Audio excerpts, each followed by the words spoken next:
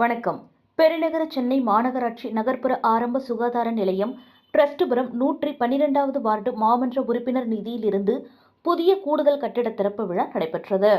112வது ward மாமன்ற உறுப்பினர் திருமதி எலிசபெத் அகஸ்டின் பாபு அவர்களின் 2024 மற்றும் 2025 வார்டு மேம்பாட்டு நிதியின் புதிய கூடுதல் கட்டிட திறப்பு விழா நடைபெற்றது.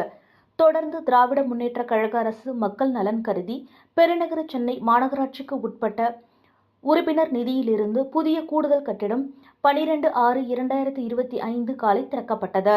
நிகழ்ச்சியில் சிறப்பு அழைப்பாளராக 1000 விளக்கு சட்டமன்ற உறுப்பினர் எழில நாகநாதன், பெருநகர சென்னை மாநகராட்சி பணிகள் நிழற்குழு தலைவரும் சென்னை மேற்கு மாவட்ட செயலாளருமான நே. சிற்றரசு ஆகியோர் கலந்து கொண்டு புதிய கட்டிடத்தை திறந்து வைத்தனர்.